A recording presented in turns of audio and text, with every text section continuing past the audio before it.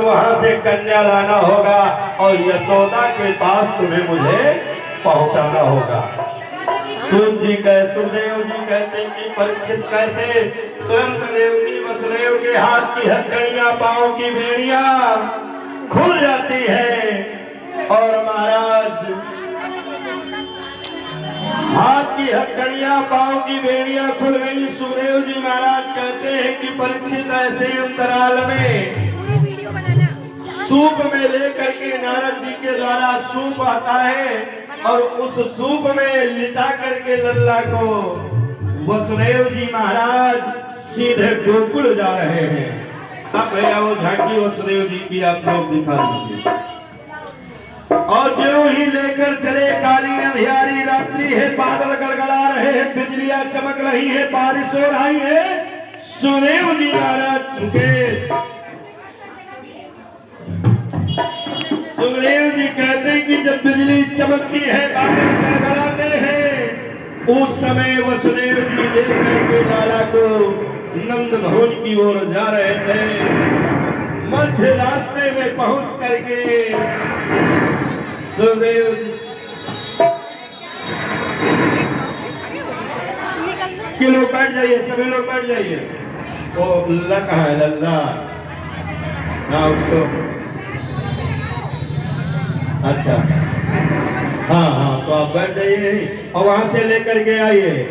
मध्य रास्ते में यमुना जी मिल जाती। यमुना जी ने सोचा कि कन्हैया आ रहे हैं, इनके चरणों को कैसे छूऊं? सुखदेव जी कहते हैं कि परीक्षित ऐसे अंतराल में महाराज यमुना जी से वसुदेव जी अनुनय विनय करते हैं, प्रार्थना करते हैं कि मेरे जीवन का अंतिम चिराग ये है।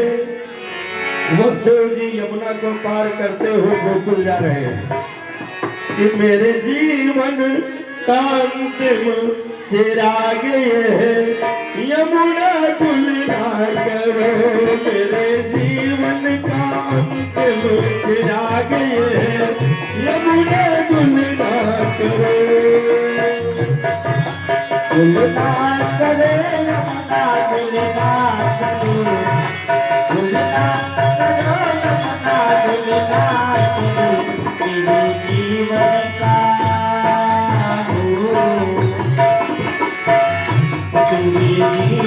का जीवन का चिराग हो, यमुना कुल ना करो। तेरे जीवन का चिराग हो, यमुना कुल ना करो।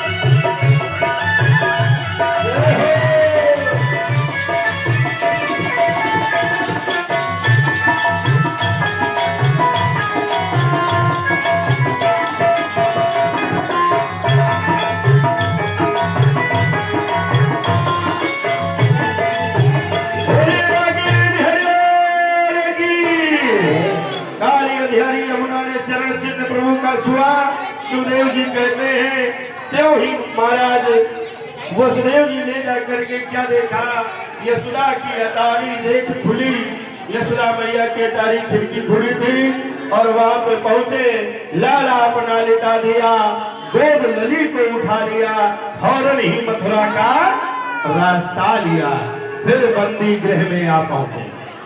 कंस को आकाश में वो कन्या हाथ में लगी, आकाशवाणी किया कि कंस तो मुझे मारने की चेष्टा कर रहा है, मारने की चेष्टा कर रहा है, तेरा मारने वाला काल कहीं अन्यत्र पैदा हो चुका है। तो कन्या जाकर के विंध्याचल पहाड़ पे गिरती है, वही विंध्यवासिनी नाम से पूजी जाती है। सुदेव जी कहते हैं कि परीक्षित इधर प्रातः काल होता है, अब किसका लाला और बधाइयां हो रही है।